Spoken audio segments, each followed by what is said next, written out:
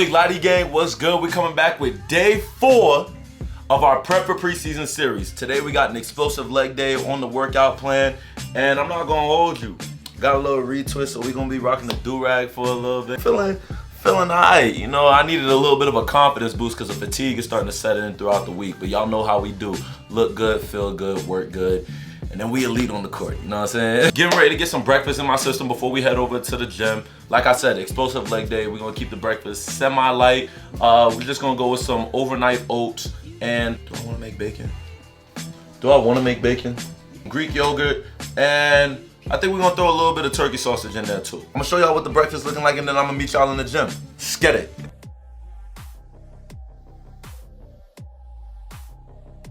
Y'all, so today we're actually gonna start off by warming up on the low bike. Low intensity, not treating this like cardio. Warming up the muscles a little bit, getting the blood flowing before we get into our initial movements and our dynamic stretching. Since our movements are gonna be so explosive today, we gotta make sure our muscles are able to react quickly. What up, big guy? I can't complain.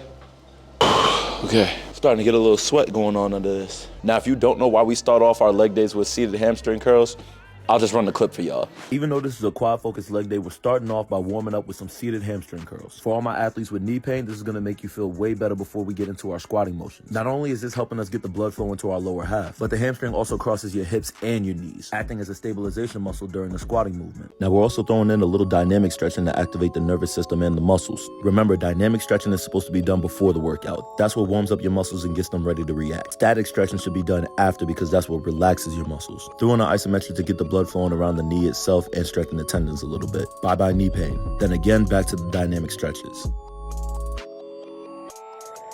Now, after we open up our hips a little bit, it's time to get into this workout.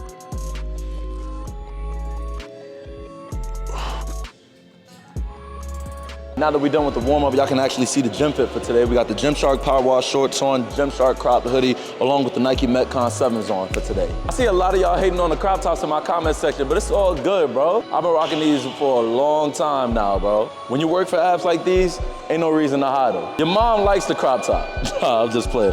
All jokes aside though, I don't see why y'all are so insecure about this. Crop top's been a look since the 90s, bro. But we starting off with these trap bar deadlifts, 3 sets of 5. I think we're gonna go above 405 for today. Developing a lot of trunk strength and stability, strengthening that posterior chain, and also training the range of motion that we use on the court. Another adjustment we're gonna make, we're ending these trap bar deadlifts in a calf raise. Y'all see as we go through the motion. Let's knock these out.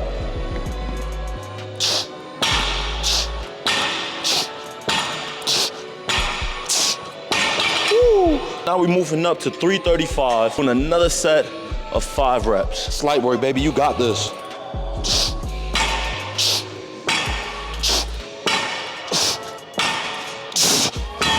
Whew. Got my AirPod at the end. Whew. That'd have been bad. Feeling good. Moving up to 405. 4 plates on the bar. We're gonna play it safe for today and throw on the knee sleeves. One day I actually remembered to bring them. Ain't no heavy duty knee sleeves either. These don't really affect how much weight I can lift. You know, these are little $15 joints from Amazon, not the big bulky joints that add another 50 pounds to your lift. I should invest in those though. This is just to keep some compression on the joints. If you struggle with like knee pain, especially if you got like Osgood, something like that. I don't have Osgood no more, but when I did, compression sleeves, my best friend. It's light work, baby.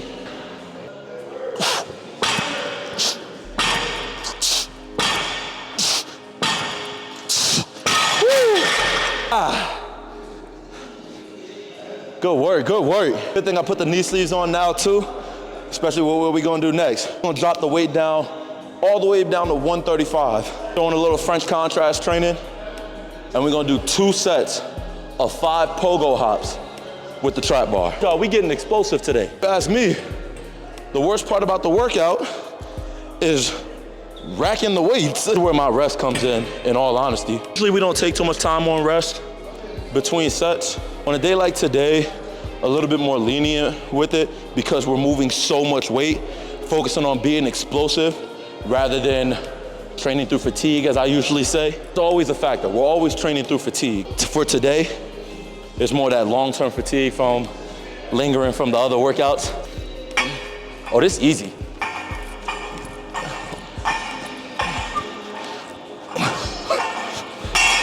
Woo! I can hear y'all in the comment section now hating on the crop top. It's okay. It's okay. What's worse, being the one that wears the crop top or getting dunked on by the one who wears the crop top? All jokes aside, I'm not saying this to respond to any hate. I say this to reassure those who may be a little insecure about the things that they want to do. Rock it with confidence. Whatever you wear in the gym, whatever you wear to the games, you don't got to be like everybody else. Be the trendsetter. There we go. Let's get another 8 jumps out the way.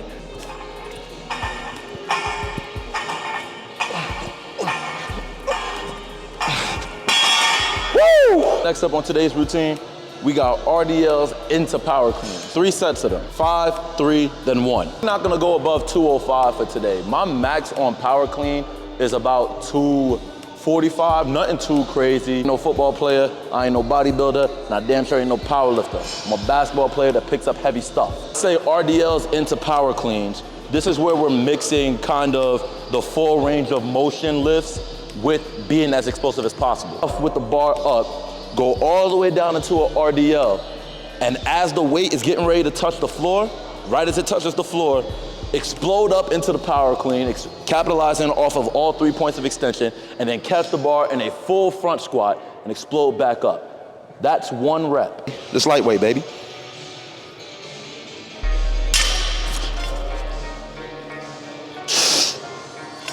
There's 1.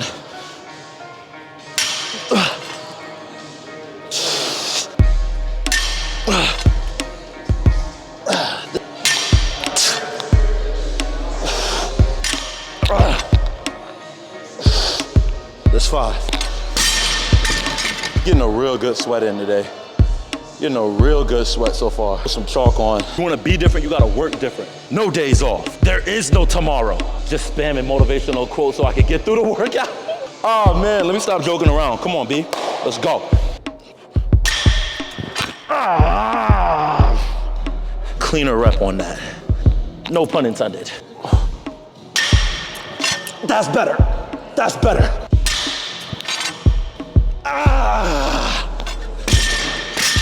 If you're a beginner, I love that y'all enjoy the content and want to be elite right away, but work your way up into the more advanced movements. Make sure that you've built your foundation for yourself with the more basic lifts before we get into the more advanced stuff. I started lifting for real my freshman year of college, graduated last year. So y'all can see it's taken a lot of time to make sure that I was getting my form right, make sure I was strong enough and my body was equipped to do the stuff that I'm doing now. The advice that I give y'all now, a lot of it is based on trial and error that I've gone through firsthand. Know what it's like to push yourself beyond your limits in a way that's not necessarily good. So now you're increasing your risk of injury and everything like that. I'm not saying this to discourage anybody from trying this workout. I'm saying try this with caution, especially if you're a beginner in the weight room. A lot of y'all been lifting for a month and then think, oh, I'm not a beginner no more. The beginning stage is a lot longer than y'all wanna say. There are some people, elite level bodybuilders, elite level powerlifters, elite level athletes in general, who say that that beginning stage can last from like 2 to 3 years, you know what I'm saying? Everybody progresses at a different rate. Don't be discouraged if you can't get it first try. Work your way up, take pride in the journey.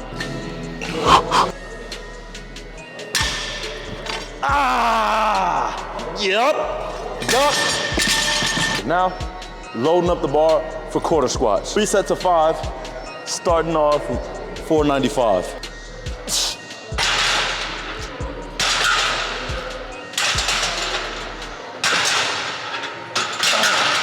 Whew. I'm not gonna lie, that was feeling a little too light. Definitely moving up. This is where we loading up that range of motion that we use on the court. I know I've been saying that a lot throughout this whole workout. See, we're nowhere near a full depth squat. Most times when we're on the court, actually, look at how far you get into a squat before you go up to jump. Whether it's for a rebound, a dunk, whatever. For the people who think that my bar placement in my squat is wrong, I'm not gonna say that you're wrong, but I can see how you be misunderstood. I don't use a low bar position when I squat. I'm a little taller, I do a lot of sport specific lifts, so I go with a high bar placement. It's not on my neck, it's on the top of my traps. I wish I had longer pins.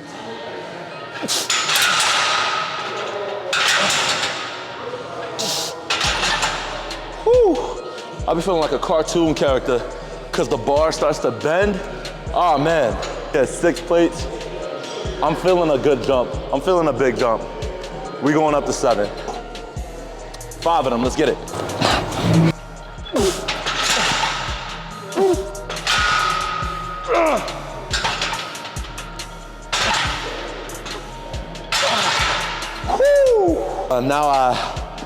Now I gotta rack all this. And we're gonna throw in some more French contrast training because we're gonna drop this all the way down to 135 and do some squat jumps. But I gotta rack the other 6 plates first, so I'll see y'all in a minute. All right, now that we back, 135, we're doing 2 sets of 5 squat jumps. We're doing these jumps with the bar on our back, lowering the reps. Same work though.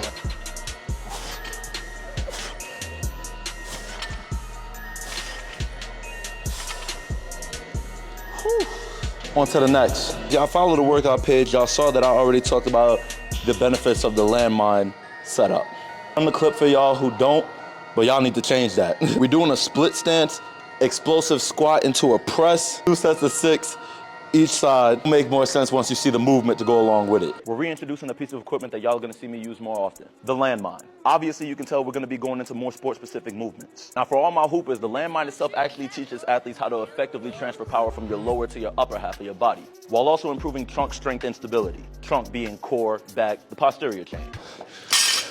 We hitting the court for some Plyos, some weighted court work. I know a lot of y'all have asked before, why are you doing Plyos at the end of the workout? Shouldn't they go at the beginning because that's when you're at your most explosive? I don't want to be at my most explosive when I start doing the Plyos. I'm training to be explosive through the fatigue so that I can continue catching bodies in the 4th quarter while y'all have wasted all of your energy in the 1st quarter, and that's it. And if I were to lift after doing Plyos, I don't see the same gains, number 1, and I'm not able to move the same amount of weight.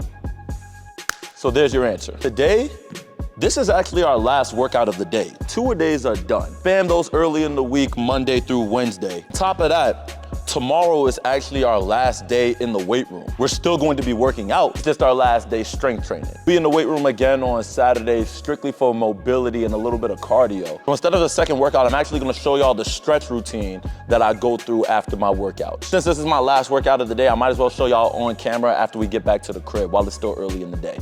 So today we started with some unweighted tuck jumps, 3 sets of 12 for that quick twitch muscle activation. Trying to bring your knees to your chest and spending as little bit of time on the ground as possible. The finish at the end is optional.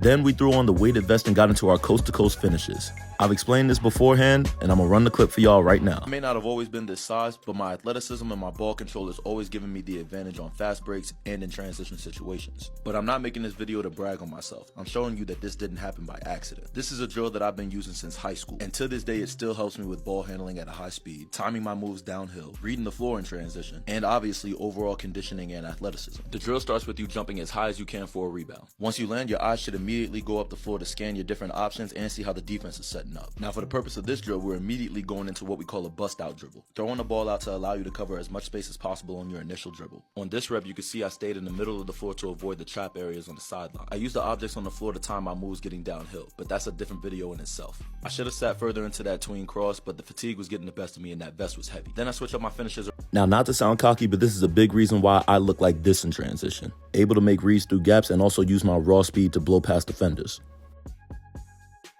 Now you'll notice for today I don't have the cones out for this drill. My 3 reads for today are using raw speed to just push it straight up the sideline, staying in the middle of the floor for more control, reads, and options, and throwing dribble moves to get my defender to shift onto my hips so I could use my raw speed to blow past them on the outside. I went down and back with each read on each side of the floor for a total of 6 reps with the weighted vest on. Y'all can see that fatigue is definitely starting to hit. I know a lot of times on the court I look like this weird combination of stiff yet smooth because I have a more upright posture when I run on the court, and it looks even worse when I'm tired because the vest was no joke. Had to take that off. But after we take the vest off, we recover a little bit and then get right back into the same drill with no vest. Now the legs still feel like jelly at this point, but we still gotta push ourselves. Even push myself to dunk off my non-dominant leg. You'll see that later on as you keep watching.